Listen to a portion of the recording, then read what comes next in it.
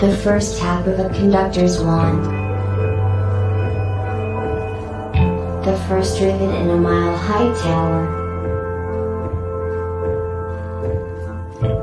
The master link at the genesis of a never-ending chain. The moment a single empty canvas meets a singular master stroke. There is no one thing. Because now, there are many. Because soon, there will be more. Because one is ever the beginning. Like the first link in an infinite chain, or the first rivet in the tallest skyscraper. The master stroke is found in the masterpiece. What will you begin?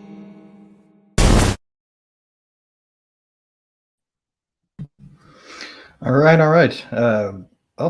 Welcome to a very special episode 63, where there are very few of us here today. Today we'll hopefully have Sean, but it's just going to be myself and Lisa for the initial outset. So we're nonetheless excited to do today's episode, so because it should be pretty interesting. So the theme of today is market manipulation. And in the crypto markets. And I know we've got some great questions coming on this, but first we got our little bit of introductory to get up with. So quick update from last week concerning lot distributions. We've got, let's see, this week. So each host from last week will receive 133 lot. Each topic contributor from last week will receive 55 lot. And last week's theme on the pitfalls of celebrity shilling was nominated by Jacob Wayne, and he will also receive 55 lot. And these tokens, as always, come with perpetual ownership or perpetual passive income, free edits, governance votes, and the right to say that you are, in fact, an owner of said layer. So let's see. We have some results from World Blockchain Roundtable DAO from some governance issues last week or over the course of the past week. So based on a general initiative that proposed that hosts could post in the World Blockchain Roundtable layer, a new GI was submitted to give each of the hosts the ability to post, which was approved. So now Lisa and I and anybody else can post in the main channel.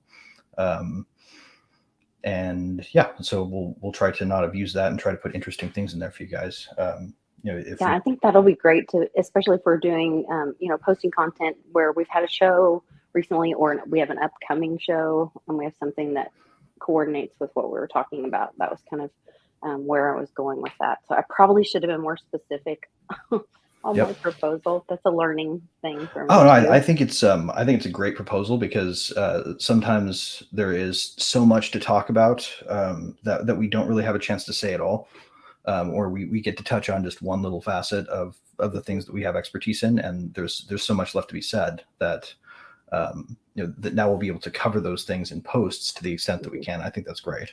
So, or we have discussions outside, like I'm, a part of the Very DAO, and I get to have some great conversations with Reggie Middleton, or interview other people, and to be able to bring some of those interviews in and share those with people here. I think I'm really excited about that. So. Oh, absolutely. And we have we've had some folks on in the past that are doing some cool stuff that the CEO of Library Protocol, the head of that, he's running for Senate in New Hampshire.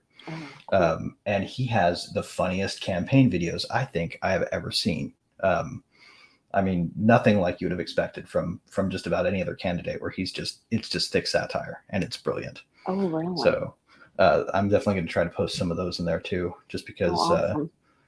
He's a friend of the show and he's been on here before. So cool. Yeah. So in any case, let's see what else we got. We also had a vote to allow hosts of a show to vote on air to dynamically change the topic of a show. And that vote is out there to end this afternoon. Obviously, if we do that, we'll find a way to spin questions in such a way that that if you've asked something and we can make it responsive, we will. And that's usually what it'll be anyway, where we'll run into something where it's it's veering on a tangent that's worth chasing. We're not going to just use it to skunk all the questions. So Okay. at Yeah, least that's how I wait imagine a it. minute. We're going to on air vote to change the topic. Okay. Yep. So I guess where we're going in one direction, but then we notice that the conversation is obviously going in another direction. Yep. Well, I mean, the caveat here, I guess, right, is that we could technically vote to just be like, today's topic is delicious Cheerios, and everybody could vote for it, and we could really spoil the show. So if you're not one who's inclined to trust us with that kind of power, this might be a no vote for you. But I think we would probably use it well. Organically do that, but not intentionally. Yep. We do have to be redirected sometimes, back to the questions. Oh, absolutely. Well, and I think that actually might be a really good point to make about it is if we're deviating and we're not calling for one of those votes, then that's a good maybe call back to get back on topic. Yeah. So interesting. We'll see how it happens. I love nomic games, so this should be entertaining if it gets voted in. So, anyways, onward and upward. The theme of the week this week is crypto market manipulation. That was nominated by I Am for I Am. This is a fantastic topic, and once we're through the current events, excited to get into it. So, but for now, since we've just got Lisa and myself here, we can indulge a little bit of extra time in current events, I think. So, Lisa, what's on your mind lately? What are you watching? Oh man, well. I mean, personally, I was up till 2:30 in the morning working on the current event in my life, which is the Team Mighty event this weekend. So we've got great silent auction items coming in. I figured out how I can have an option for people to watch it, a live stream of the event, and they'll automatically be entered to in a chance to win one of the Qubit House NFTs. They can also bid on all the silent auction items. Because now I have an online option for that. So modern technology is wonderful. It's challenging. Things are just moving along, but we're going to be able to do a lot for Warriors for Freedom. And I had a great interview with them yesterday, and they're really doing a lot of powerful stuff for, to prevent suicide for veterans. And he was telling me a story about, like there was a guy with a single dad veteran that he was there with his 4-year-old daughter. And he was like, I'm going to take her life and take mine, and I need help. And he said, one of our strongest messages, be strong enough to ask for help and know you need help. And he talked him into letting him come and help him.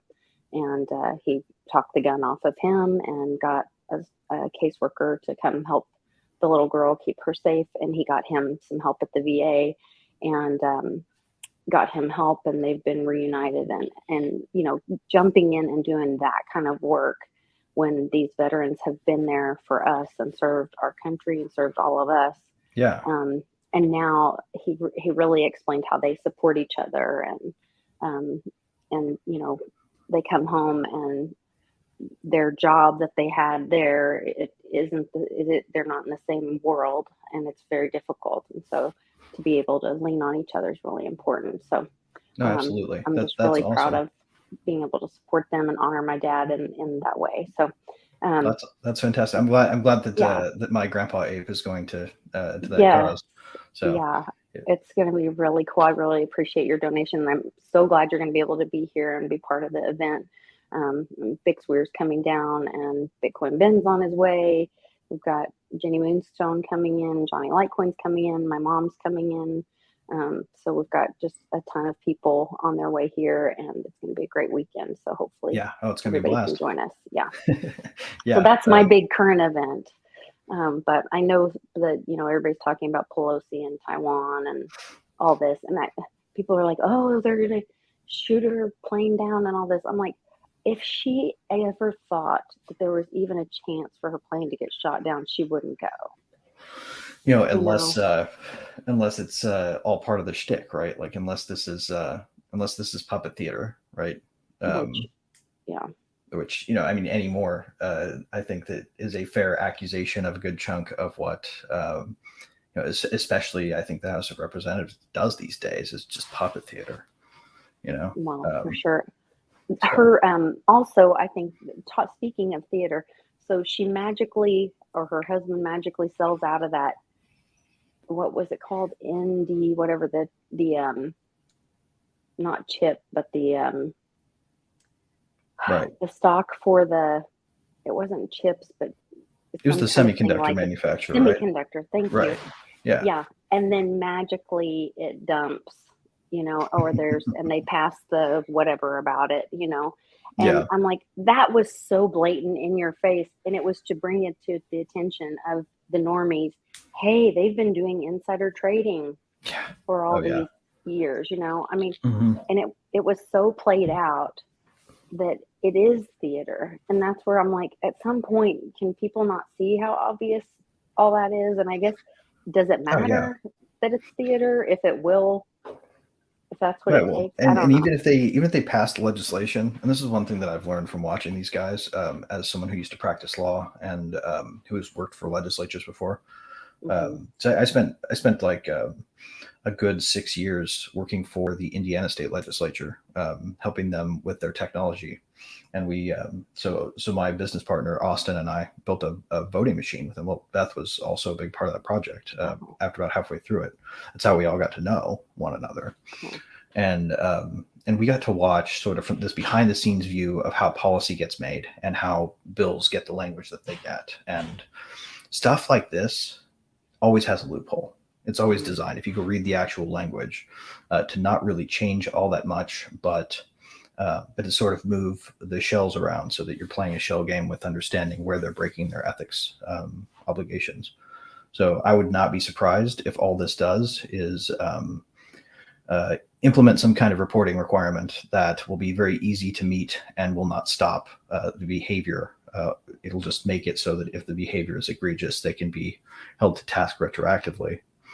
Or she'll move it into a trust or something. I mean, it'll Right. still benefit her. There's no way Yeah. they won't stop doing it. Oh, exactly. Yeah. It won't be like a transfer all beneficial ownership for the duration of office level of thing. That's just not going to happen. That's not the world. And there's never consequences. It's like, that's the other thing that's really frustrating. I think frustrating to a lot of people. And we're seeing that with, the former vice president's son and all that. It's like everybody's seeing this stuff, but there's no consequences. Oh, right. Yeah. It's par for the course, right? There's this sort of constant rules for thee, but not for me type of attitude where anybody else doing it, from Martha Stewart to the guy who got busted for from Coinbase, right? Because there was the guy last week that he got caught basically loading up on a bunch of tokens that were likely to skyrocket as soon as Coinbase went public, and and then he was ostentatious with the money, to the point where there's photos of him partying it up on a private jet, and then now there are photos of him in an orange jumpsuit, but at the same time, that is the kind of target that goes down for those sorts of things. Whereas, it's standard practice for people who are in the House and the Senate. Right. And, right. Where's their handcuffs? Where's their jumpsuit is what I want to know half the time. So, well, speaking of changing rules and consequences, did you see where, I guess it's Brazil, they were having all these shootings from motorcycle people driving up with motorcycles and stealing auto, people's, I guess they were carjackings or something. Yeah. And so they changed the law and said that you could take their life if somebody tried to carjack you. And so now people are using their cars and running over people on motorcycles that, if they come up to them with a gun, they're killing them with their vehicles. And I mean, it's I guess it's like a Second Amendment thing though, right? But with your car, I mean, it's a right to defend yourself. That's an interesting point. Interesting topic. If somebody comes up and tries to carjack you, do you have the right to run them over? Right. I mean, if the car is itself a deadly weapon in some contexts, right? Because we use it for things like aggravated battery, right? If you kill somebody, for instance, while you are driving a car, it is not treated as if it's a simple battery. Okay. It's an aggravating circumstance. So interesting. So I wonder if there is a Second Amendment argument for cars by right, like a sort of constitutional carry type of argument. Yeah, I don't know. I saw that yesterday, and I just had my brain going through that conversation. I guess I was having a conversation with myself like you were earlier Yeah. today. Oh yeah. No, exactly. I was like, what in the world? And it's a real, in the moment, I guess you would be fighting for your life. But then I guess there's one thing where you're like fighting for your life and thinking of getting away, but there's a second thing where some of these are like turning then and going after that person.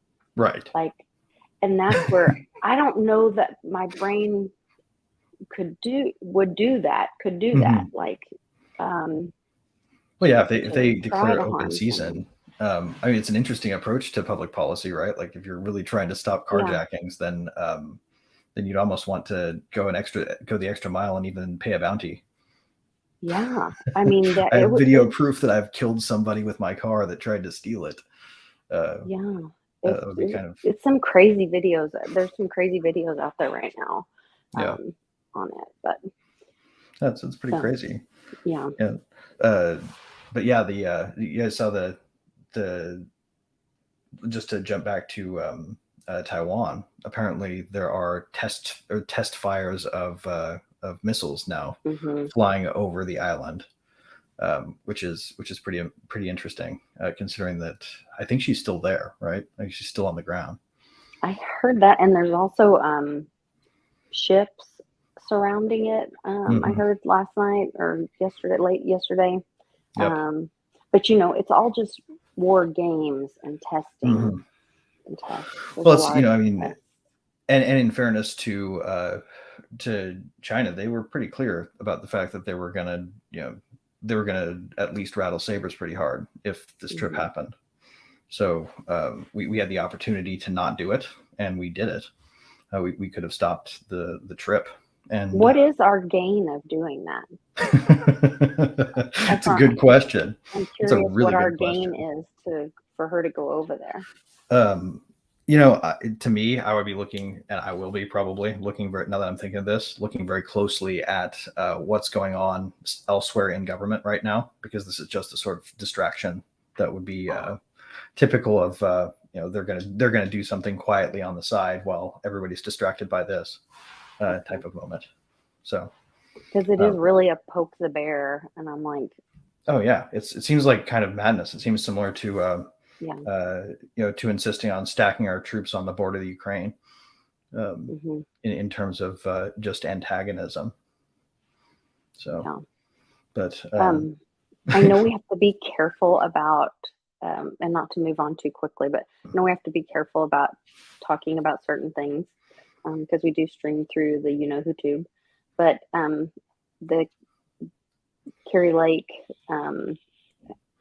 pronounced herself the winner, I guess. But they were saying that all the numbers hadn't come in yet, and I'm just thinking like, the definition of insanity is to do something again and the same way and expect a different outcome. And nothing has changed in Arizona since the last time they did this. So I don't understand why anyone thinks that there will be a different outcome this time. I think you could probably put that on the tombstone of every of the U.S. empire if you wanted to. Really, when you think about it, like that is kind of our consistent mistake, is that we make mistakes over again without regard to the consequence. We saw what happened in Afghanistan, and then take a deep breath and count to one more wave of COVID, right? And you've got yourself a new war where the same contractors are getting paid, right? We've spent something along the lines of how many billions of dollars now in quote lethal aid? Yeah, 60 billion. Yeah, 60 billion. something like that. It's up there. It's an absurd amount of money, and that we know of. Yeah, that we know of, and this is outside of the standard. I'm sure program budget that we have set aside already for the Pentagon to just buy weapons and send them places. Yeah, but that's black money. Mm-hmm. Those are, that's different. Right. So, so we're doing it again, even though we had such an awesome experience with the last time. If you look at the Taliban before Afghanistan and the Taliban now, the big difference is they're driving Humvees and flying Blackhawks. We left all those nice toys for them when we fled the country that we gave them. Yeah. So, I mean, here we go again, right? Or even maybe here we go continually. Maybe this was already happening. So actually watched, have you ever seen the movie A Sniper's War? No. Why would I ever watch that? Okay. This is it's a documentary worth watching. Okay. Because it's about a Donbass, well, actually it was a Serbian guy who was fighting in Donbass during the 2018 to 2019 period in sort of on the Ukrainian-Russian border. And he was fighting for the people of that region against the Ukrainians who were trying to retake the region and renationalize it. And these are commonly misunderstood fact, right? These are mostly Russians who live there. Yeah. And largely these are people who want to secede. And this is the opposite side than the one that we are on right now in terms of who we're providing aid to. So this thing has been going on for some time also, which is a shock. And like you realize this thing was filmed in 2018 and it's in this area, and it's kind of mind blowing because they're still at the time calling it like a NATO war against Russia. They just don't realize that they're fighting Russians. So there's old video of, what's his name? I can see him in my mind. Not Mitch McConnell.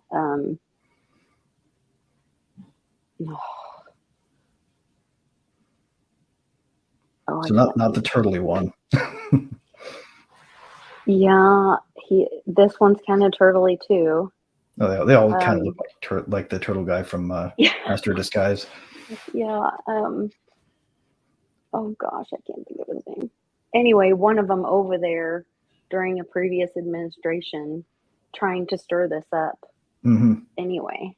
Oh yeah. And saying, literally saying like, we're going to give you whatever you need, go pick a fight, all this. Yeah, just receive payment or receive shipping and make sure you clear your customs for these contractors, because these are the ones we're going to give the money to buy and then pay them to bring it in. So get ready for our supply chain to connect up with your supply chain. And that's where it's my understanding that's where we're washing our own money. Right, exactly. The money that we're sending over there is coming right back to our contractors. It's not even really going over there. It's just going from one bank account to another in a DC regional commercial bank under the guise taking transfer from the Fed for this effort. Yeah, it's not aid from the United States to the Ukraine, which then gets used to buy weapons. It is aid to weapons contractors who are then paid to deliver them to the Ukraine. So we are sending money across the street and saying we're contributing it to their cause. But it's the same thing as always. So go figure. Yeah, insane too. Yep. Oh gosh. The only other thing that I think is really the biggest news that no one's talking about is the whole BRICS thing. Yeah. And how quickly all these other countries are coming together to move outside the dollar, the US dollar. And even in other ways, like there's even countries that are like, oh, well, they'll use their yuan to then sell oil with somebody or something to then to be involved with somebody who's inside BRICS. Like they're going all the way around, and more countries are joining BRICS today. And so, I mean, I guess it was 2 years ago when I heard about the first deal between Russia and China in oil or for oil in a digital yuan. And I was like, oh my God, the US dollar is no longer the world reserve currency. And I had so many people push back on me and give me crap about that and tell me, oh no, it's still, and they say, oh, as long as, very much that tell me, as long as the US military is strong, that the US dollar is going to be the world reserve currency. And I'm sorry, but it's just not. The funniest part about that is it's the first time they'll admit out loud that they believe that the primary value backing for the fiat system is violence.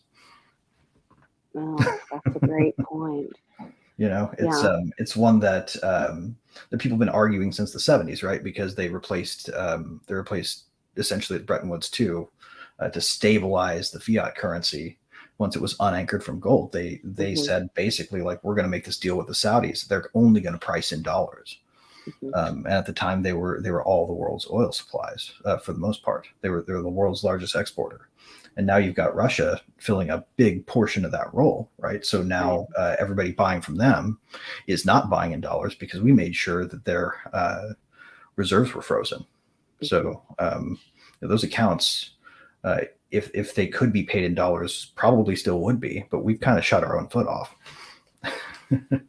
And we forbid them to pay their own debt to us as well. Because they're only allowed to pay in US dollars. Is that right? Well, and their banking elite are pissed off at us because we've taken all their yachts. Oh, well, that too. I don't know. It just seems like one bad move after the other that we're just cutting our own nose off to spite our face and putting, the U.S. citizen is the one that's paying the price for it. And I think this is actually a really great segue into, how are we doing on time? We're about 30 minutes in. This is probably a pretty good segue into questions because one thing that I would add to this is we've got we've got a lot of cleanup to do with the dollar. We kind of already destroyed it before all of this in a way. And if you wanted to make a fair argument that this is a planned detonation of the US dollar, that they're basically sucking all of the wealth out of it through what I would call debasement and what the mainstream would call inflation.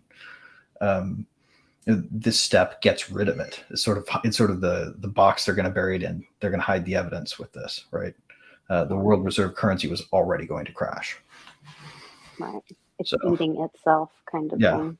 I think this is just a just like you'll hear them.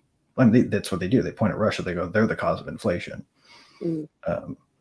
which is kind of preposterous on its face, considering what we can even see from the graphs. But so let's look into this, because I think a lot of the money that was sort of misappropriated and a lot of the wealth that was extracted by inflation was used to manipulate crypto markets. So let's jump into the questions. So we've got a big one here.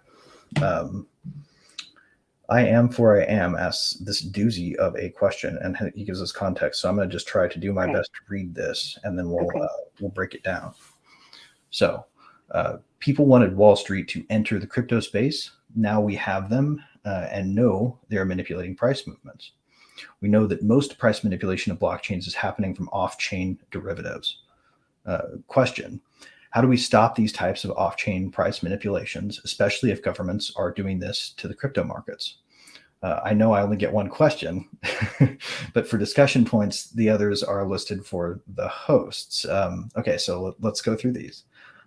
Is it educating the crypto community and maybe teaching how this might be unethical because these are off-chain transactions? Is it ethical? Is this part of the free market? Do we let the free market do this? What if it's governments trying to manipulate price to kill crypto? Do we let them? Are they part of the free market? We have notes. Examples of price manipulation include centralized exchanges, using ghost trade, Chicago Mercantile Exchange, EFTs outside the United States, Lightning Network, and others. Yeah, there are a ton. This is true. Historical fact, Chem Group's Leo Melmed pre-launch of Bitcoin future contracts said, "We'll tame Bitcoin." Interesting. And we have Trump or F. Trump for allowing Secretary of Treasury Steve Mnuchin, however you pronounce that. Munchin's good though. I was wanted to call him Steve Munchkin, but that's a good one. To kill the 2017 bull market using the CME. Trump is not a fan of crypto and approved this manipulation. Bitcoin's not a true statement. There's probably a historical record to back up that notion, although I'm very curious. Well, it's very misleading. You could also argue it the other way, because whatever he says he's a fan of, he's going to get hate on. So the smartest thing he can do is say, he literally said, "I'm not a fan," I think it was his quote, "of crypto," which then leads everyone that is a fan, the smartest people in the room who love crypto, can then defend it. And the people that hate Trump go, I might like crypto. So then crypto wins. Because if Trump says, "I love crypto," then people that hate him go, "Oh, Trump loves crypto. That's terrible." You know what I mean? He can't. If he says he likes something, that is the worst thing he could do to something. Yeah. Anyway, I digress. And that's that's again an interesting point. Just to let's dog ear this one. I'll finish reading, then we can come back. Yeah. Because I have a thought to add to that too, because because ostensibly looking at what his own people did could be the counterweight to that. So, but I also think that there's some like what his wife did with NFTs. More like what his or what the non-political appointees or appointed bureaucrats underneath the political appointees in all of the agencies continued to do whatnot. To the degree those can be attributed to the executive, how much influence did he have and how much influence was exerted upon him is probably a fair question. Because, presidents get this. Can you imagine getting the instruction manual for the United States national security apparatus the day one of the presidency? Like someone walks up to you and goes, "Sir, by the way, here's a menu of things you can order from the CIA." Yeah, no thank you. You've been handed this superpower of remarkable capabilities. Like all of a sudden you control aircraft carriers. And all of these people are, and I'm sorry, I'm digressing now too. All these people are, lifers. These are folks who work there regardless of the administration.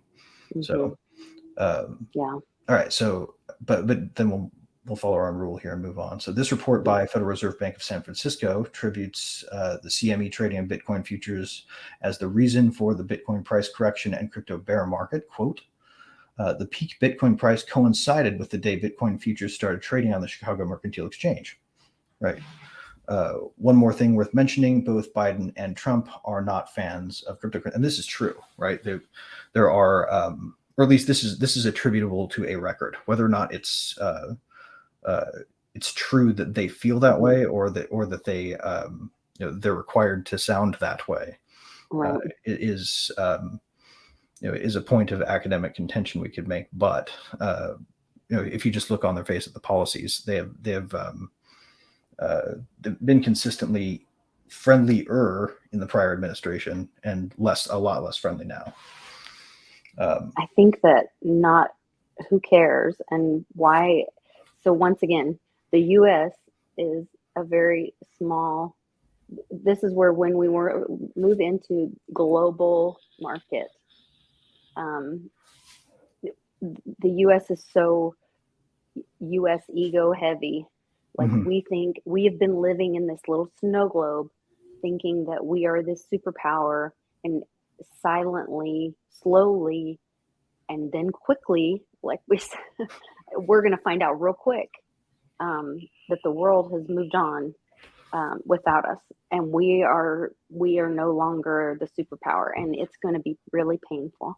And I that's where I just think, this is so, oh, well, the U.S. thinks this and the U.S. thinks that, and Trump thinks this and Trump thinks that. Bitcoin is global. Right. Cryptocurrencies are global.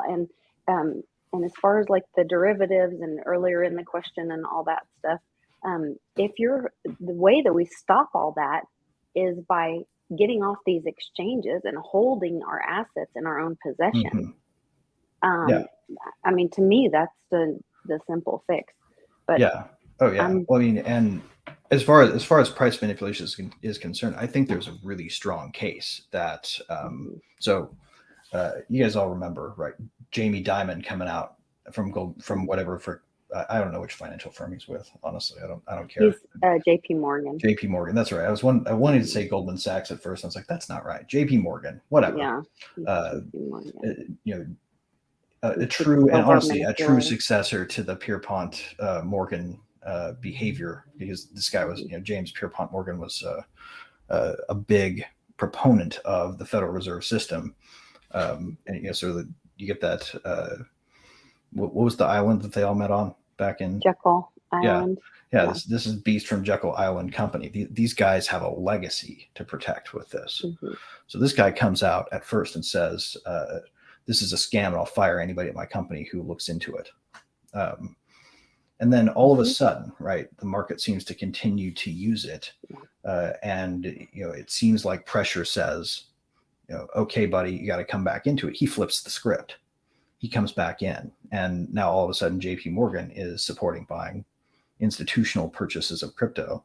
Well, and that privately he was buying his own over the counter, which that's the other thing is, so many of these buys and purchases are happening over the counter. They're not showing up on the market. So what's reflected on the market is not accurate. Well, and what's more is what's reflected on the market is, in fact, something that doesn't have to be made there. So if there's somebody moving a large portion and it's an institution, they have the ability to do over the counter. They have the ability to do it quietly, and they choose not to. So I think this is the strongest evidence we have for a manipulation narrative.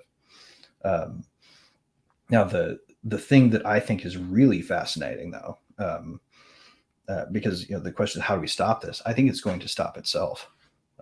Would be my contention, and I think that because ostensibly the deflation in the crypto price that happened over the course of the last few months seems to have abated now and seems to have stopped altogether. That happened largely with money that we printed during the pandemic, right?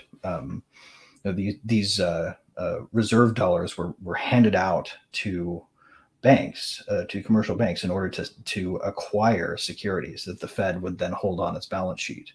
And this is how it would do quantitative easing. It was going to pump money into the reserve system, allegedly to promote liquidity, but they did it in a way that said, we're going to take these securities off your hands, go to your customers, buy those securities from them. We'll pay you back in reserves to make your balance sheet make sense. And we have all this cash now going into these hands of these institutional investors who will then dump it into stocks and dump it into crypto, right? And it's weird because most people don't think about the two-circuit money system, but reserves never really do go into the economy, and that's what you'll hear economists say when you try to pin them down on this. Of course, reserves aren't going to you or to a commercial bank account. Well, true, but they're going to the bank, which is then creating dollars on the commercial bank money circuit. So M2 expands every time M1 expands, right? And this would be known, except for the Fed has conveniently stopped tracking things like M1 and M2, or even or publicly. Right. They don't even have specific inflation targets. That changed right before the pandemic. They went to a generalized target for inflation as opposed to a specific measure of it. Well, and I had Andy Scheckman on night before last, I think. I don't know. It's all a blur lately. But he was talking about the moving gold to a tier 1 asset, and how that affected everything, and that played into, now I can't remember how he said it, how the bank's balance sheets were affected by all that. Yeah. Oh yeah. I don't know. Well, I mean, and we had the the Federal Open Markets or the Fed's Open Markets Committee, and the the overnight desk, basically doing all of these. I don't know if anybody's familiar with the repo markets. Yeah. But they have repos and reverse repos, and that's basically how how the Fed controls liquidity in the short term overnight. So banks will need like X, Y, or Z amount of money to make their minimum reserve requirements, which that's not what it's for right now, because at the outset of the pandemic to this day, they waived the reserves requirement. Now no bank has to have any. The reserve requirement rate is still 0. And yet we have trillions of dollars pumping through the repo and reverse repo facility every day. I mean, like more than the market cap of crypto, right? So that's exponentially affecting the crypto market. Then on top of it, the crypto market. So I was told that, and I don't know if you have any knowledge of this or can validate this or not, but I was told that a lot of the crypto exchanges share liquidity. And, and then that's another manipulation of the markets, that they have shared liquidity. Oh yeah, I mean, this is true. This is true of I think all of the current popular stable coins. They're all backed to a certain degree by one-to-one links between assets in this broader pool that they're essentially fractionally handing out. Like they're engaging in fractional behavior with crypto, essentially. Treating liabilities in it like that. And it's very, very much like what got us into trouble in 2008. Now, the argument, I think one of the other points that we can get to on IM for IM's question, right, is, excuse me, I'm going to go back to the question real fast and take a quick look. This is a great question, man. I feel like you should get double points for this. I was going to say, he's our virtual extra guest host. Yeah. Oh yeah. If we had known so few people were going to be here, we'd throw you a link. We definitely, yeah. Let's see. So let's see. Yes. So what if it's governments trying to manipulate price to kill crypto? Now this is an interesting angle, right? Like, and I don't think that there's an unfair case to be made here. Right. If you were going to be a Jamie Dimon running JP Morgan, who, was behind the Federal Reserve System, and this is the system that crypto ostensibly attacks. If you were going to collude to undermine it, you would marshal your liquidity and you would use it to attack this system. So, in a very similar way to what's his butt, the guy who swooped in and bought out the Constitution. From Constitution DAO, just so they couldn't get that win.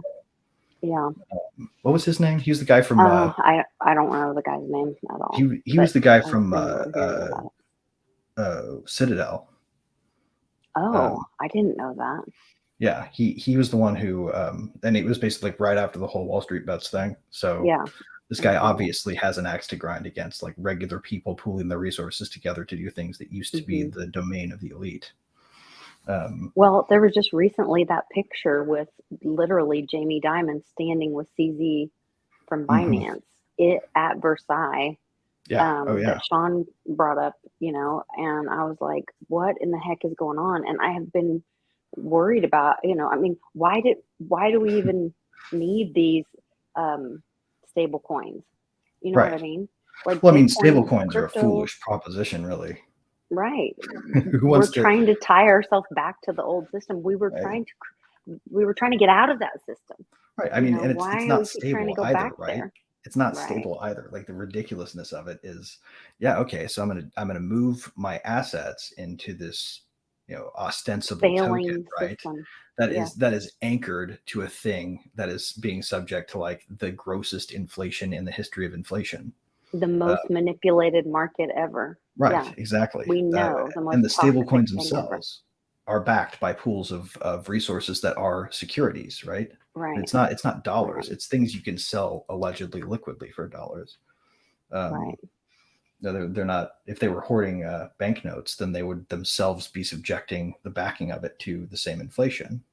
Well, and I would even argue then maybe it's not the governments and those guys. It's maybe, and this, is a theory I've heard kicked around there. It's the hardcore OG Bitcoin old guys that are like, all right, get rid of these Win Lambos and let them burn to the ground with with their stable coins and their shit coins, and go back to that truism of what Bitcoin was meant to be. You know what I mean? Yeah, and that would be neat if that were something that we could look at and say, this is not an evidence that these institutions that are revolving door. Like if you're talking about JP Morgan, right, you're also talking about somebody who's probably going to work at the Treasury and the Fed in their lifetime. And they may have recently. I mean, I don't know the last time Jamie Dimon was employed in the public sector, but I would be willing to bet if he hasn't been recently, he will be someday. And whoever ran JP Morgan before probably left for a job at the Fed.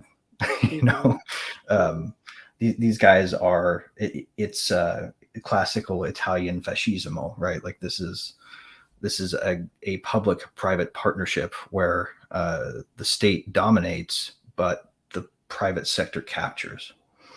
So it's hard to tell which one. It reminds me of the ending of Animal Farm, right, where the sheep or whoever was looking in the windows, the other pigs were looking in the window, and they said they looked from pig to man and man to pig, and they couldn't tell which one was which anymore. There's no way to tell, right? We can't really differentiate between actors in this because they're all working the system in defense of it. So imagine when prices dropped, this being orchestrated, sort of, would that be possible? I think is the question that I have. Can you imagine them doing that, Lisa? I feel like I could. It seems in their character, at least. Sure. I mean, sure. Yeah. So like, well, and then that ushers them the way in for their CBDC. Right. Oh, exactly. If they can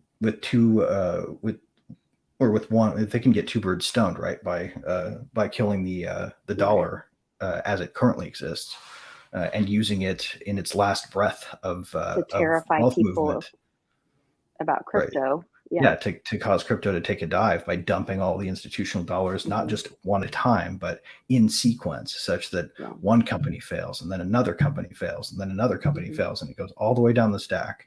And it's not all at once, even though it could be called out all at once. It's one news story right after the other. To me, that's the most suspicious part about all of this is, sort of the story around Three Arrow Capital became the story around, whatever the hell those institutional crypto pseudo banks are. The Celsius and Celsius and all those. I can't even remember all of them. Right, and it goes all the way back up the chain to a Citadel-backed hedge fund, right? And now you've got just this morning to tie this into current events, you've got BlackRock announcing they're going to partner with Coinbase to offer Bitcoin to their customers institutionally.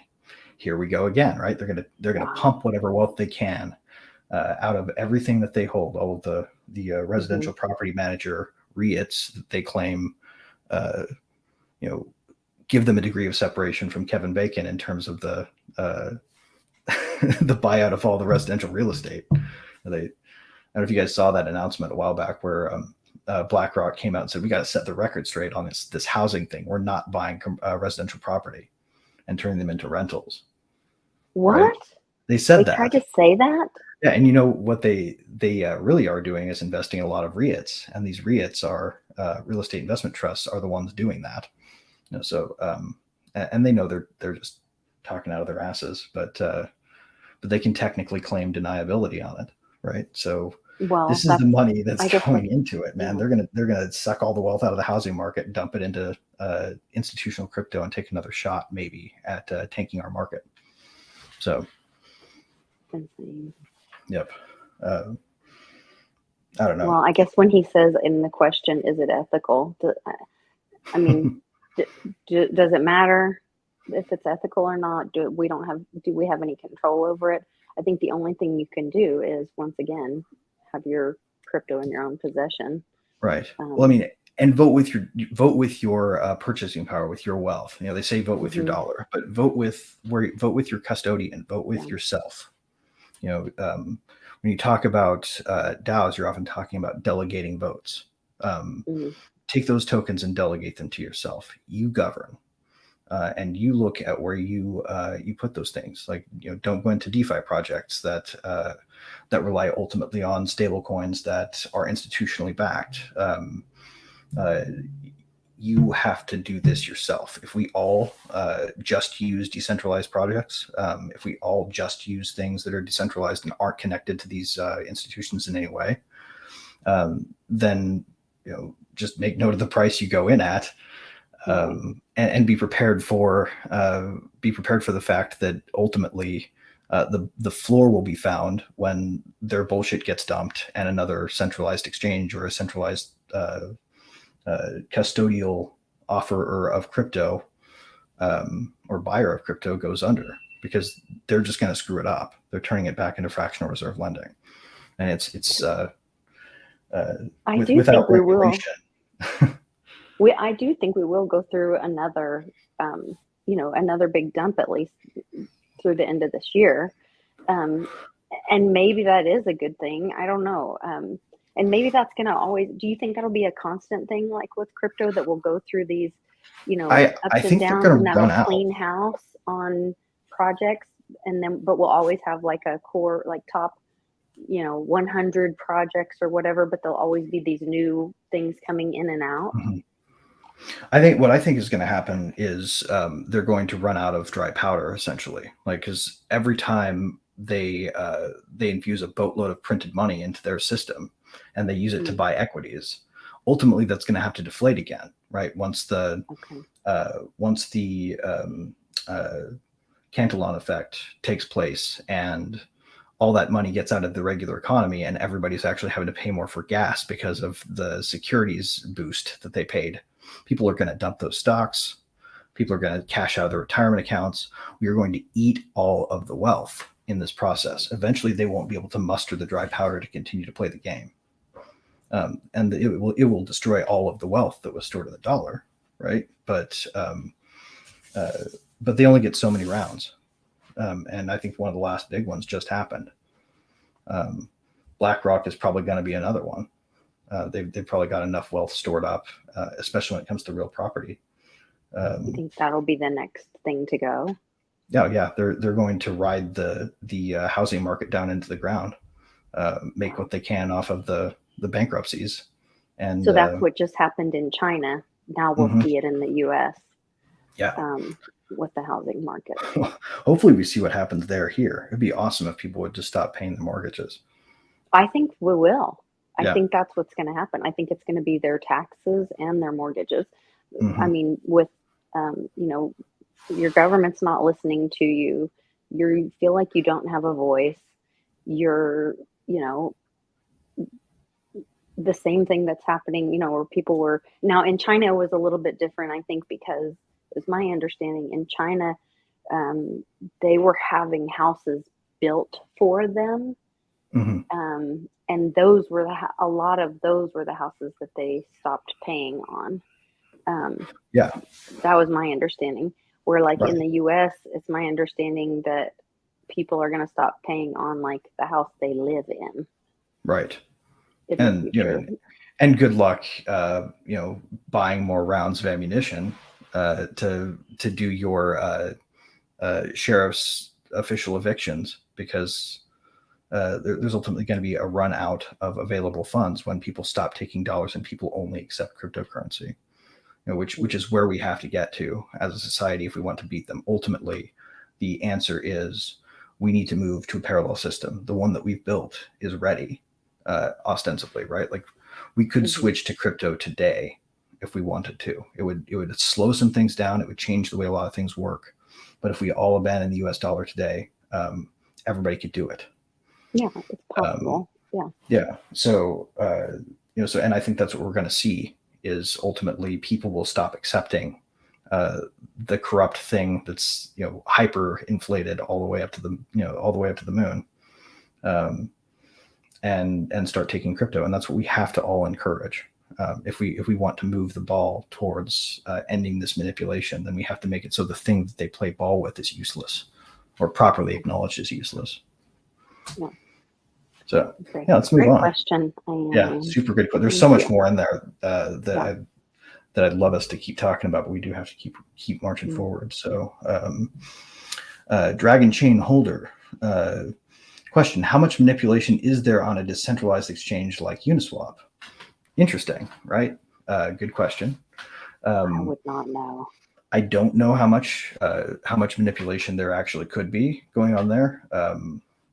I suspect that decentralized exchanges are not as subject to manipulation because it's pretty obvious when somebody's doing this, right? Like if you see somebody dump a boatload of token and just rug the entire market, it's usually not done through Uniswap v3, right? Because that's on chain, it's recorded, you can point to who did it. Now there are examples, right, of wash trading, right, where a crypto project that's trying to pump itself up will essentially set up a bunch of dummy buyers to buy and sell to make this impression of volume happen. So to the extent it's happening, I would look very carefully at new projects and look at their volumes and look at the accounts. Like if you wanted to do an analysis, use, I guess, Etherscan if you want to do it by hand, or if you want to use an API, you could use Etherscan's API, or even Rivet has one, where you can actually go and look and see which tokens are trading to which accounts. And if you can spot a pattern of collusion, it'll be recorded right there on chain. So, there was a website that I had my friend Blind Dave on. He's got a YouTube channel, and he'll be at the event this weekend too. He's a great guy. And he's actually creating trust for people with disabilities and using NFTs. And anyway, he's a great guy. But he told me a website, and I was just trying to look it up, and I can't find it. But where you could see, I guess, kind of what you're talking about, where you could see the true manipulation kind of happening in real time. And it was wild to watch. Yeah. Oh, yeah. I mean, it's try to find that again. One of my favorite things, and I can even share a screen here in a minute to look at this. We can look at this if we want to, but if you look at here, I'm going to do that. I'm going to share my screen here. Okay.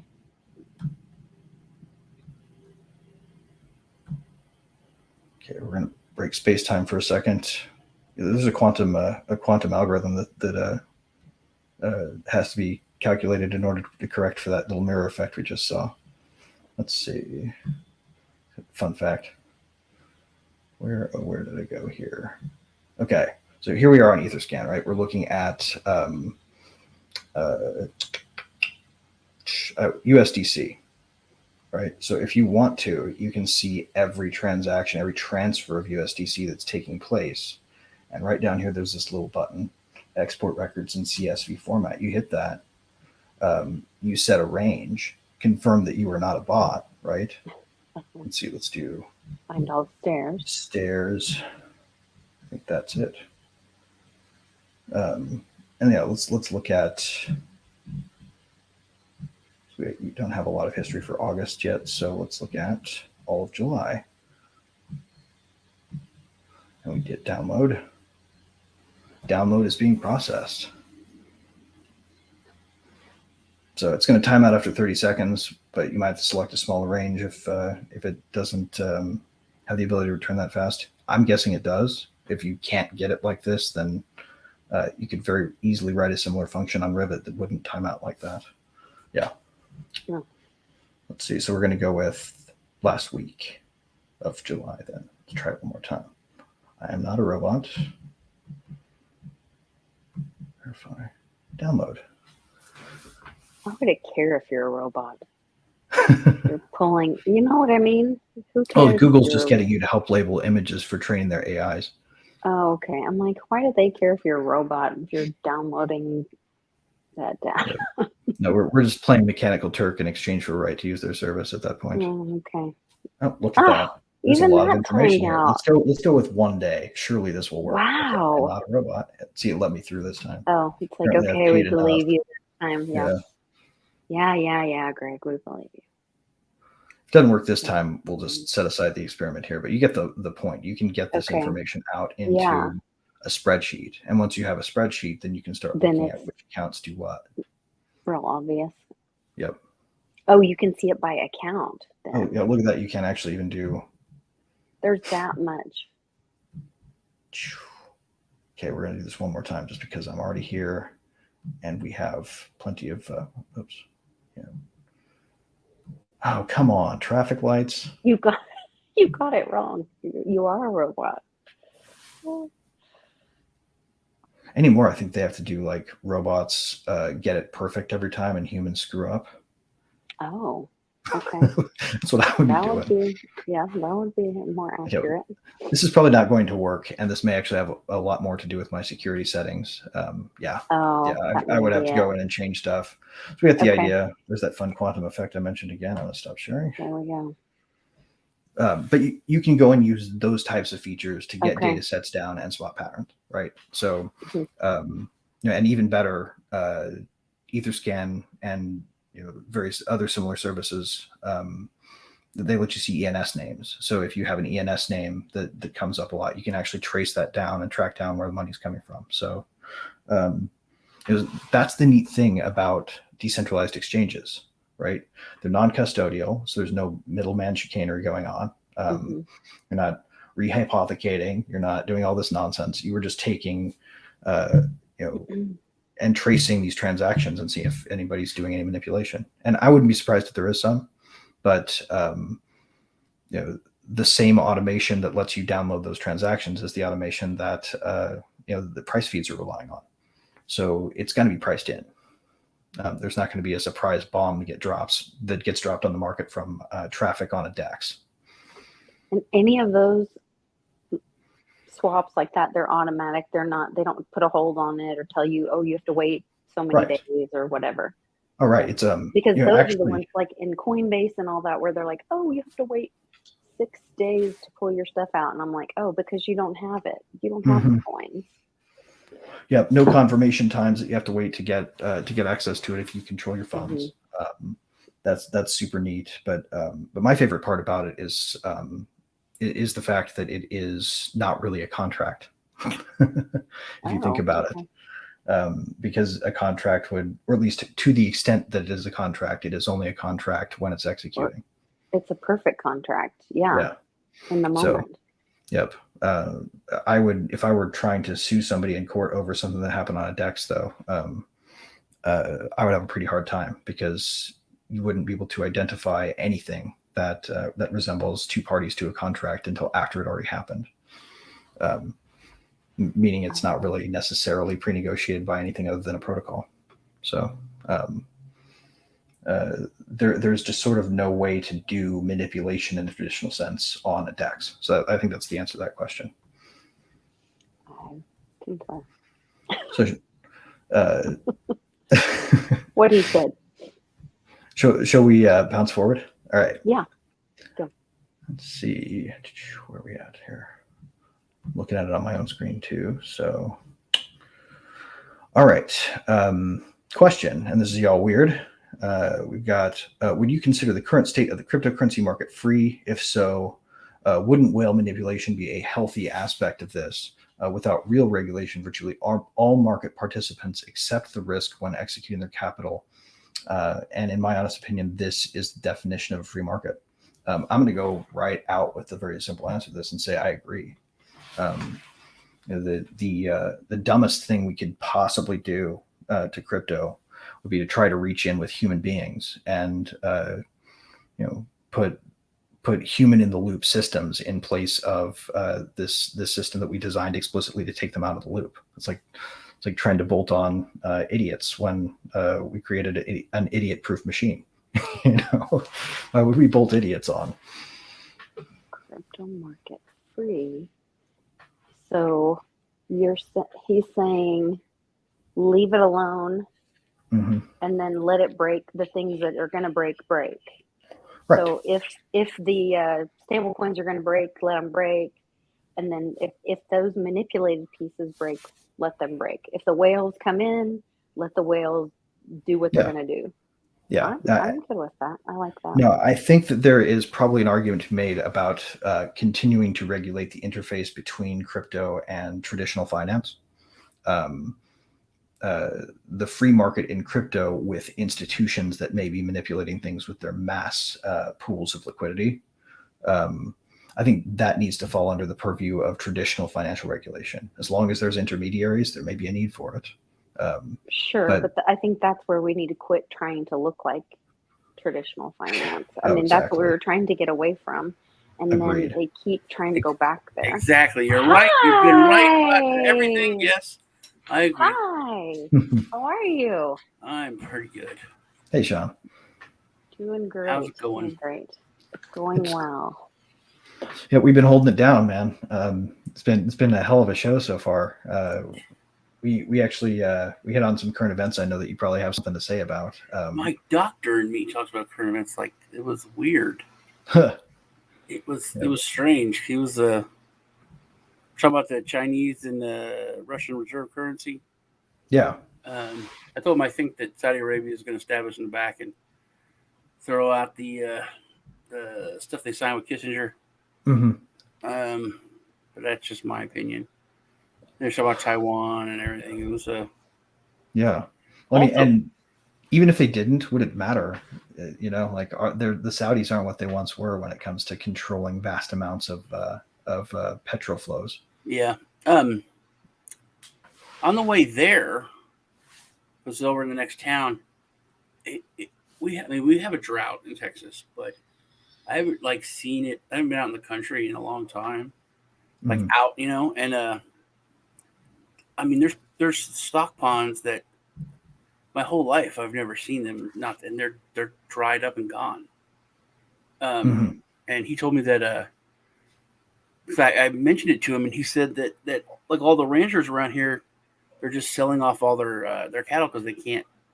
There's no hay, there's no water. He said like next year it's going to be so bad. He said, you know who's buying it? That's what started the whole thing. You know who's buying all of our local cattle? The Chinese. Well, thank God.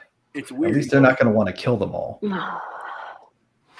He said that's what they're doing. He said they're euthanizing them? Great. They're killing them and using them for. I mean, they're butchering them.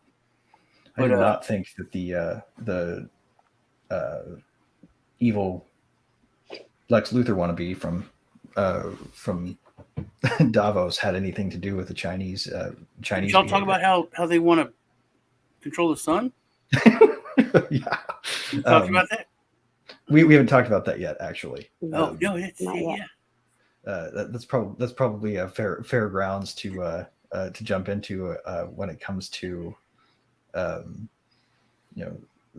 sort of the edge case of the free market in crypto, right? Like you've got crypto free markets, and then you've got all the custodians outside trying to manipulate those markets to hold up their hegemony for as long as possible, while they extract all the last bits of wealth out of it. But go into detail there. This is a funny story. We can definitely afford a segue, and you missed current events, so let's jump into it. do you want to preface it? Well, yeah, okay. So first off, you think it's fake, but there's this huge push to move us towards solar and towards electric cars and everything. And then literally they're not hiding anything. It came out, and they want to block the sun, which me and Greg were talking about. It's like a sci-fi joke. It's like a trope of villains. Every Bond villain. I mean, South Park did it. Simpsons did it. It was even a Lex Luthor, did it in a Superman movie. Yep. so they said that they would develop these giant bubbles that they would put up in orbit, and these bubbles would reflect the sun's rays back at it, so they would block the sun from coming in those areas wherever they put these giant bubbles. But they're a couple years out, so we still need to worry about climate change and work and do all the other stuff now. Right. But we still got to get everybody eating bugs yeah. And using central bank digital currencies so we can tell them what their carbon footprint is and limit their purchases. But it's so unbelievably out there that like the craziest conspiracy theorists, like they would literally wearing a tinfoil hat and have crazy eyes. Like they could only come up with something like that. And you got, Schwab and them just like, no, this is what we are going to do. Right. We penetrate the sun. Right. Insane. Stop this. Speaking of market manipulation, Sean, I know you were wanting to talk about the car situation. Ford and GM are pretty pissed at their local or at their dealerships manipulating the prices, jacking prices up of cars. Typically, like their higher end vehicles, they're putting them up anywhere from $10,000 to $20,000, even more on some of them. On new cars, they'll pre-order a car in a fake person's customer's name, so that they can get more allotment of vehicles, and then they don't really have it sold to anyone. So then when it comes in, then they have it for a couple months, then they sell it to the real person. So then they tell the manufacturer, oh, we're transferring title. And so GM has said, well, we're going to refuse to give you warranties if you sell a car within the first year or something like that. If they get swaps within the first year, that's one of the ways they're going to try to get rid of that kind of manipulation. Interesting. Ford is going to say, if we find out you're jacking up prices, then you're going to get a 1-to-1 ratio cut back on your next order or allotment of those type of cars. So like if we find out you jacked the price up on a Bronco, then next month when you order your Broncos, you get one less. I found this whole article about it, but Sean brought it to my attention. And talk about manipulation. So my husband was a car GM in the car industry for 35 years. And what we saw with COVID, they tried to say that, there's a shortage and this chip shortage. The dealerships here made more money during COVID than they had in years, because what they were doing was telling people there were shortages, and they were holding back inventory and jacking up the price. Well, now they're in so much trouble. They have so much back inventory now. Yeah. And now they're in, let me tell you, get ready for some heck of a deal on some cars. That's what Economic Ninja was talking about months ago. Well, and that's what's going to happen with everything. You saw even the used market, right? You saw the used car market. You could actually, for a time period, make a decent, turn a decent profit, a decent return on flipping used cars. I just sold my supercar because they gave us more than what we paid for it a year and a half ago. And I'm like, dang, the crypto market's down, and they were going to give me that much for my Audi R8. You betcha. So I haven't researched this at all, guys, but I would be willing to bet, I'll eat something I don't like on live stream. Bugs. I won't eat bugs. Nobody will make me eat bugs. Brussels that's sprouts. An exception. I love Brussels sprouts. Bean sprouts. I hate bean sprouts. I will eat like something really disgusting, like a 6-pack box of Twinkies in one sitting. What is that Swedish gross fish that you can't take on airplanes? If you can't trace this down and find out that in fact somewhere money that was being bought by or securities or bonds being bought by the Fed were somehow getting into the used car market. I bet you're right. I was talking about this months ago, that with anything, with like groceries and toilet paper, but especially cars, that you see this and lumber, that if there's a shortage then even if there's a legitimate shortage, then so much is back ordered and ordered that it floods the market whenever, like ammo. We're finally starting to see ammo go down because, the government is all those giant orders the government put in like 2 years ago have been filled. So now there's actual ammo that's coming out of the market, and prices just drop. And then when prices are so low, then it's like it's creating its own bubble and then bursting. Right. It's a bullwhip effect, essentially, where you get sort of this discoordination in supply chain where, for a while something is scarce, either artificially because of pandemic policy or because of car dealership shenanigans. And I would guess that the car dealership shenanigans probably had more to do with their inventory financing. And that's probably where the nexus is. What I saw, and I told Lisa about, this was the CEO of Ford, and he said that he wanted to shut down all dealerships. And his goal was to shut them down and to do, there's no haggle pricing, everything's transparent. It's like going to Walmart. They want to do Tesla because Tesla's got a better model. Wherever you prices, you pay for it, and it gets delivered to your house. And at first, Lisa was like, "Yeah, it's great. Yeah, well, that's the way it should be." And I was like, "But think about," because to me, it was like that's the end of like an era. I mean, the local car dealership, not just jobs, but like that's where you take your car to get fixed, finance. But then there's so much that it. Yeah. Like if you go to any football, your high school football stadium, the scoreboard is donated and by whatever dealerships in your little town. There's so much that's in they have huge marketing budgets. But in a way, this is like money that, because you know what they make their money on, right? It's not on the sale of the cars. This is money they make in service, right? And right now, the big car makers reimburse them from warranty services, and that's most of the money they make. It's just a payback.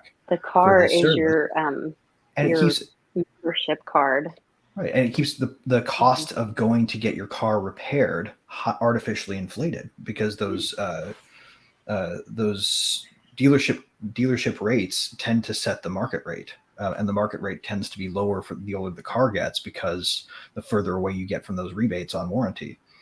The more you get to a thing where you've got to do it cost plus and it's got to be competitive.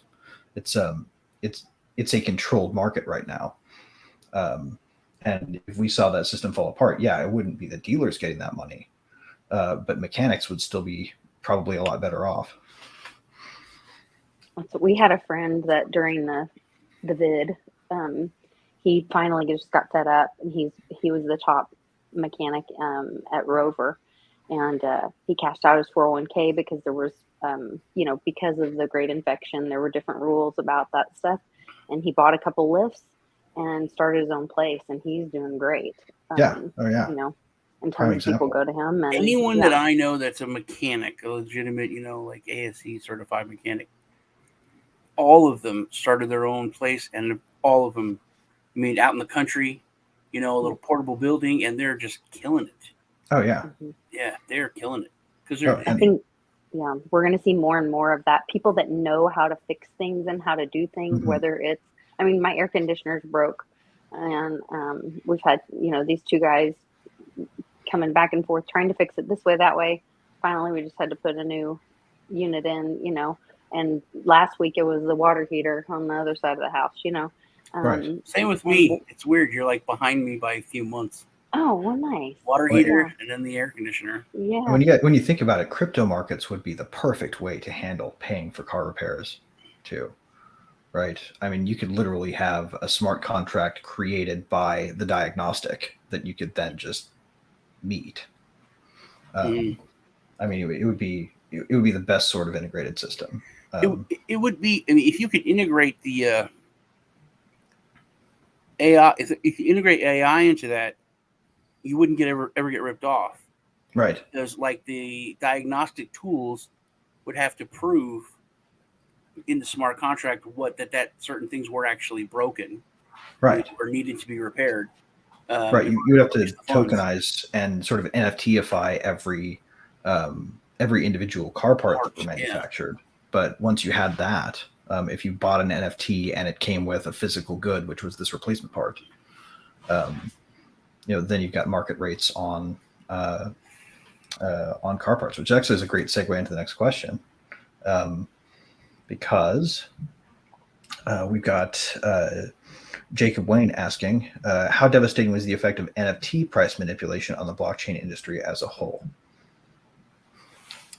I think one of the big parts of that is just another validation for all the naysayers. You know what I mean? Mm-hmm. Oh yes, the crypto is just criminals. Crypto's used for nefarious purposes. Mm-hmm. Hey, there you go. See, what do you expect from them?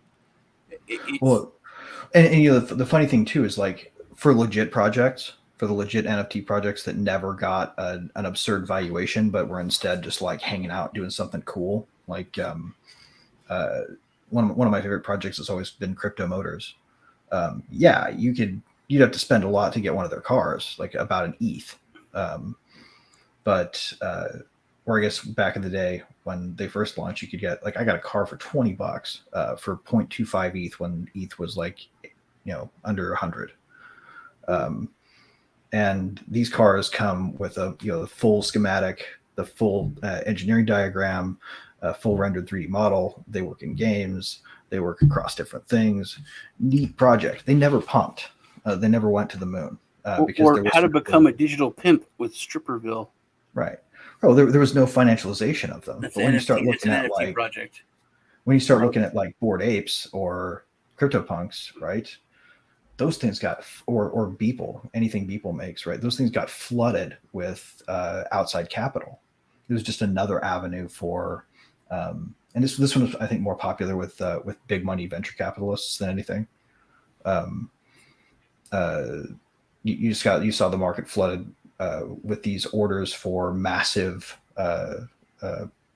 amounts of capital on these NFTs, and they weren't justifying that value unless you start looking at it in the long term, right? In which case,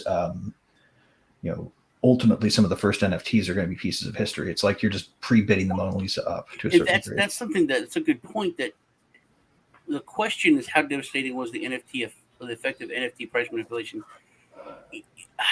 Blockchain industry as a whole, but then on NFTs themselves, there's the vast majority. I don't even think it's some people. I think it's the vast majority of people now do not think NFTs are what they really are. Right. Like all the things we've talked about. I agree. Making car parts, the NFTs. Your deed to your house, all that stuff that we're excited about in the beginning of NFTs. People have no idea now. Mm-hmm. They think because of this, it's a worthless industry. Right. In reality, it's just another type of token. It's an ERC 721 instead of an ERC 20.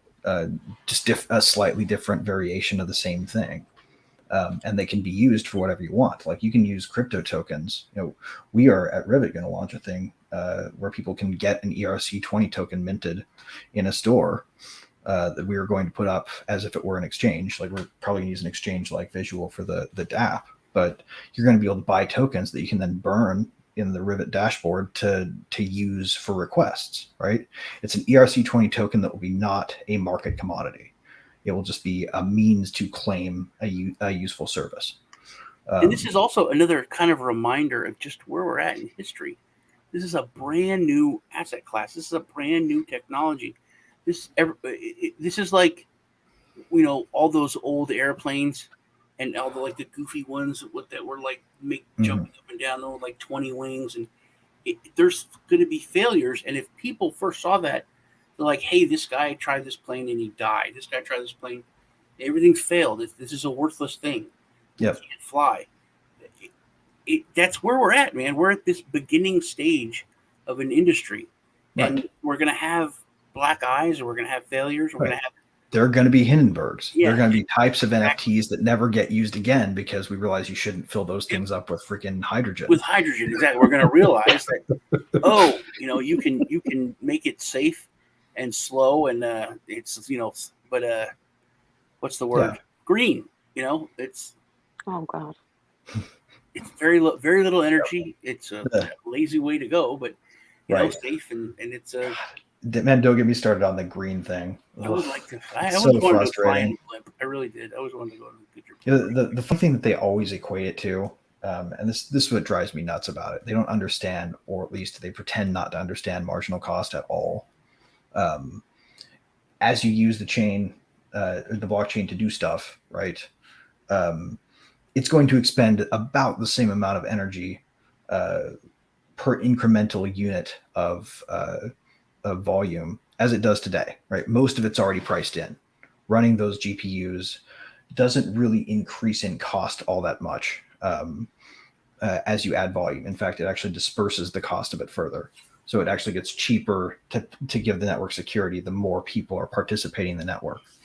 But did you see the guy in Parliament screaming about the green thing, like telling the truth about the green thing, and being like, let's just cut this shit before we destroy the economy. ESG is a scam. That actually CO2 is a life-giving gas. Right. That brings trees to life and which gives humans life. The atmosphere is mostly nitrogen, for example, and yet they're trying to cut nitrogen production in all of these farming rebellions, or they're to do with reducing nitrogen because it's this pollutant. Well, holy shit then, because only 8% of the air we're breathing is oxygen. There's trace other gases, but most of it's nitrogen. Fuck, there's a lot of pollution. Yeah, that's what we put on our grass, Yeah. Make it greener. It's preposterous. And my favorite thing, though, is that every defense contractor is considered to be ESG friendly. Oh, of course. It's great for the environment. They have great green policies for making things that kill people, right? Like our hypersonic missiles are carbon neutral. Like, what? But you're mounting nukes on the tips of those. Because we do it in a green killing way. People. Because it's killing we do it in people. a green way and destroying out carbon. What was it Bush said? Humans are carbon. Gentler. Oh, Gensler. No, Bush said there's like a gentler missile or something. Right. Remember when we attacked Baghdad? Talking about the R9X, the ninja bomb. It's a gentler bomb or something. Yeah, because it's kinetic and it uses blades, so that we can say that we're not having as much collateral damage. Mark my words, the gentler and more precise these weapons get, the more likely it is they'll be authorized for domestic use. Mm-hmm. They can come right to your front door. Right, exactly. They don't even have to. They can hit the passenger part of your car with a small enough missile and make sure that it's just you that gets shredded. Well, that's some conspiracy stuff, because there's several explosions, especially on the coastlines like Florida, that some people say they saw something, come in. They look like drone attacks, but then they're labeled as like a gas leak or something. But then like real journalists are there like this exploded from the sea. The coast side, and the gas lines are over here. That doesn't jive. But yeah, that's a whole nother thing. Yeah. The last question we can make. Last question. Let's bust it out. So that was a great question, though, and I think there's a lot more to talk about with NFTs. I don't think that the answer to stopping price manipulation with that. Just a final note on this. None of that wasn't priced in right away. When there was manipulation, it was caught pretty much right after. That is the beauty of blockchain. That is why we don't need regulators to hunt it down and prosecute it, because it shows up. And it's, I would be surprised if there was latent unknown manipulation hiding out there in NFTs still. I did have an idea, though, in order to fix this, like Vitalik, basically Charlie Lee, all the leaders in the space, they just need to go marry senators. Oh yeah, there we go. Then it can just all be legal. Everything's covered. Yeah. Right. Okay. Perfect. We'll get together with Hunter Biden and Pelosi's husband, and we can start like a drug, sex, and market manipulation ring. Yeah. Right. We just won't let Hunter use the company laptop. All right. Okay, so get your popcorn ready. Asks, is it market manipulation that cryptos go up and down, or is it more just the price to pay for the number one performing asset? I've always been of the mind that that volatility in crypto has more to do with volatility in the purchasing power of the unit of measure that we use to pair it with. Like, it's not so much that that ETH is going up and down dramatically as it is the ebb and flow of dollars is such that we can't really calculate how it's being manipulated, and it's more the volatility in the currency underlying than anything else. And some manipulation's a lot easier to see than others, like Scamwix. Also, there's like key exchanges that when you look at what the Bitcoin price is, like on CoinMarketCap or wherever, where people go to see what the price is, though the price is an average or an amalgamation of like 4 or 5 different exchanges. So if those 4 or 5 different exchanges are targeted, you could definitely see that's manipulating the price of Bitcoin. So it's not overall, but you can see when it's manipulation, and a lot of ways are easier to see than others. Right. Oh, absolutely. And that same that same capital that flows in and out of Coinbase. Like, when you talk about market manipulation, it's going to come through an address that will be controlled by some institutional provider. You can guarantee it, and you can find information on those. There's market intelligence that's available. What I'd like to see more of, and what I hope that someday we get entities like PrimeDAO doing. So PrimeDAO is a really great outfit. Their objective is to become sort of the prime brokerage or the new prime brokerage DAO for the future of crypto.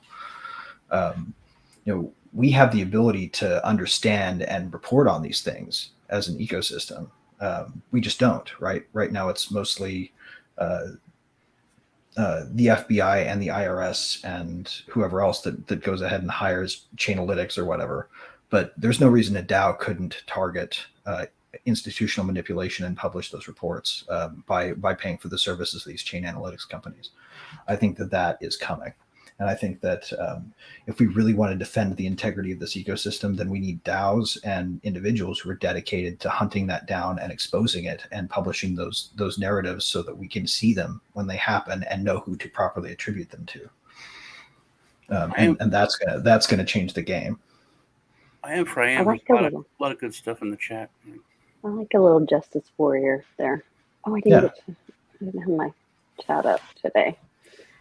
The I am for AM says U.S. military Achilles heel is China to shut off all trade with the U.S.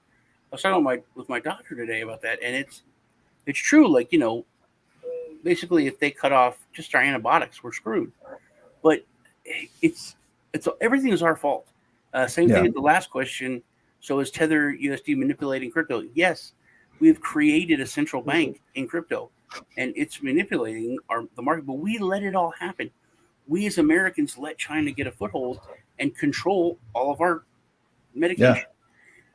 We're going to have to suffer. People are going to die, and then we're going to have to be producers again and make things in this country, not source it out everywhere else. And speaking of people to make products. And speaking of DAI, and in this case I mean DAI, there's your stable coin. Get out of USDC, get out of USDT. Anything backed by, quote, real assets, those are going to be your sources of manipulation. Now, right now, the unfortunate thing is the DAI token itself, MakerDAO tokens, are owned in large proportion by people who paid in with and locked dollar-backed stablecoins. There's Tether and there's USDC largely backing DAI. That does not have to stay the same. All it would take would be a vote on MakerDAO to defenestrate that collateral, and we could get rid of it for the peg very easily if people wanted to vote that way.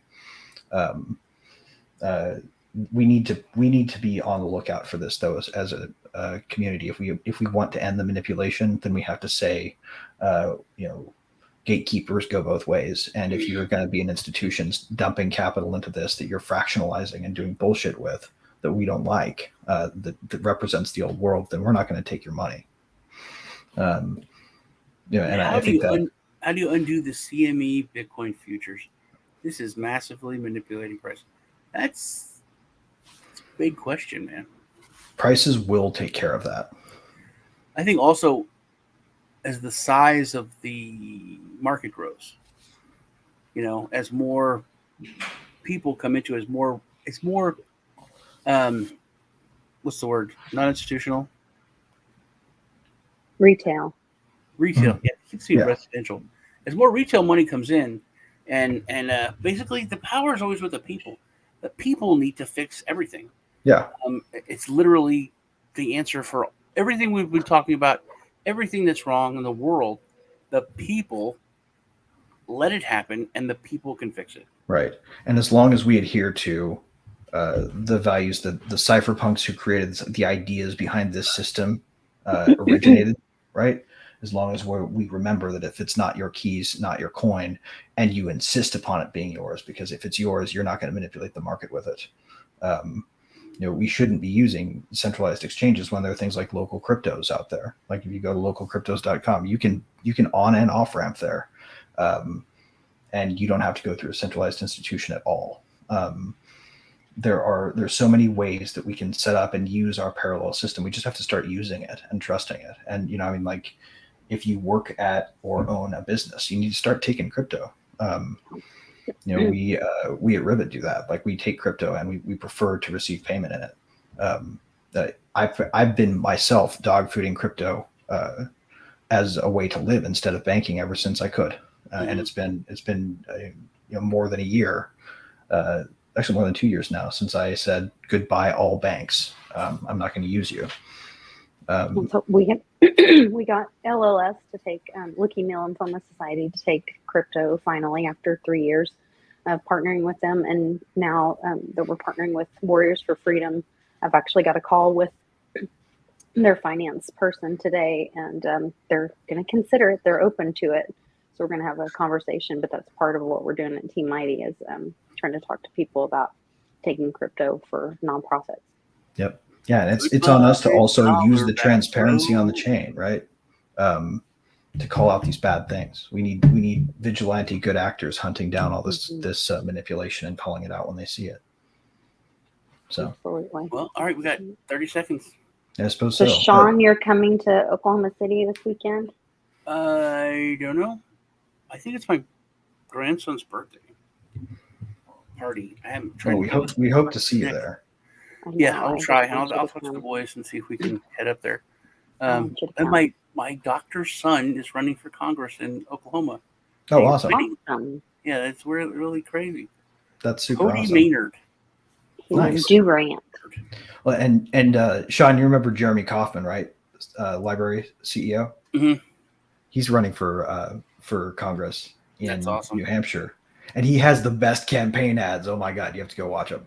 You will not believe how funny these are. I didn't realize it was the library CEO. New Hampshire's it's a big state. I mean, well, it's not a big state, but politically, it's always been really weird and powerful. Yep. Yeah, I sent him. I have an interview with Coltel, one of the co-founders, which is really cool. Greg helped me get that. I think I'm gonna have Crow on today and talk about his NFTs, and I'm sure he's gonna talk about Cardano because he loves Cardano. And I think that's about it. Cool. Oh, I might have McCabe on this week. I don't know. He messaged me, and then I haven't talked to him since then. But that's what's going on with me. Cool. Lisa, you got the tickets website up. I can see. Yeah. And it's cool that you got online going now. Come check this thing out online if you can't make it in person, because we're gonna have a good time with it, and you might even get to hear me do my best impression of Tom Waits covers, but in my own style. So I wondered what you're gonna do. Yeah. Yep, I've got it's more like I don't have time to practice, so I can hack together some Tom Waits and maybe a little bit of Citizen Cope without much effort, because I used to play those a lot. I love Citizen Cope. Yeah. Okay. That's so cool. And I don't know if you're coming in Friday night as well. So Bix Weir's doing his road show Friday night at Toby Keith's Bar and Grill. Mm-hmm. And then we're doing our event the Team Mighty event Saturday night. Yeah, So I'm kicking off. I'm actually kicking out of town Saturday morning by my plans. So, Greg, you ever listen to the alarm?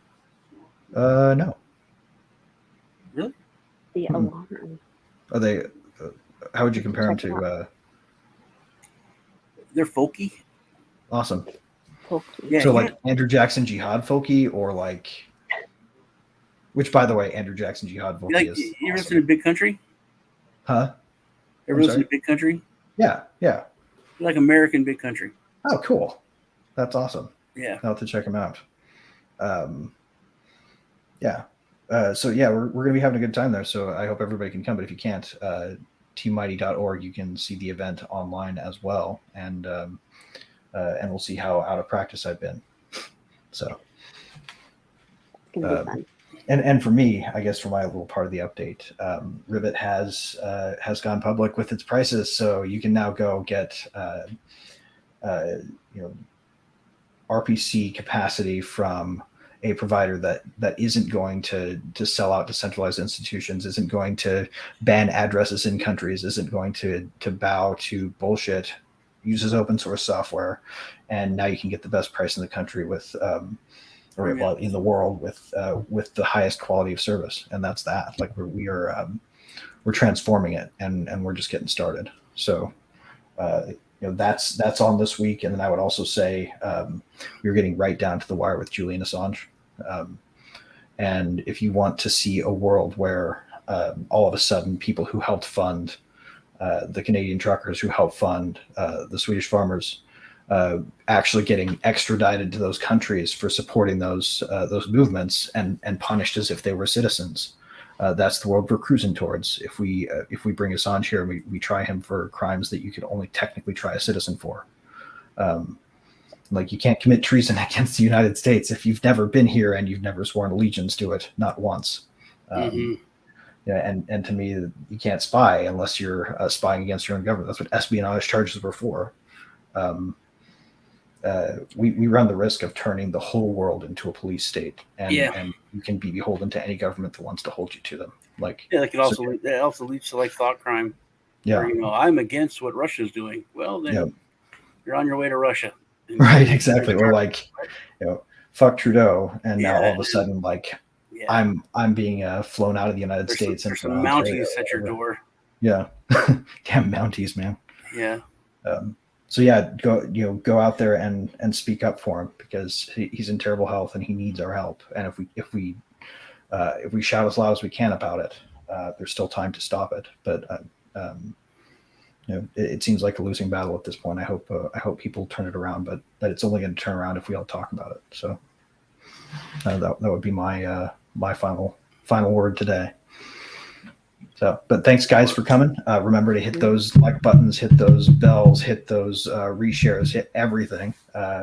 Comment on it, share your crazy gifs, send memes to Sean for meme review, and tell people about the event this weekend, because there's still availability. You can go get tickets. So come support Team Mighty, and you guys have a good day. We'll catch you next week. Take care, y'all. Hi, everybody. I am Litecoin Lisa. You guys also know me as Lisa Mighty Davis, and that name came from my amazing daughter, Mighty Mia. We have a family foundation, and we honor her life every year. And this year, we are going to be having an event, the Team Mighty Freedom event, Freedom Celebration, and we are honoring a champion and a warrior this year. And Xweir and the Road to Ruta crew are our champions, and my dad, my pops, is our warrior this year. We're asking you to come join us in Oklahoma City.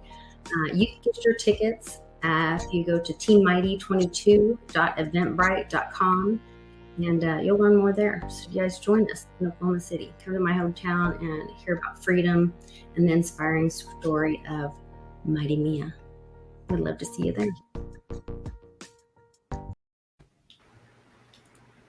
Awesome. I think we strung that one together pretty well. Thank you guys very much.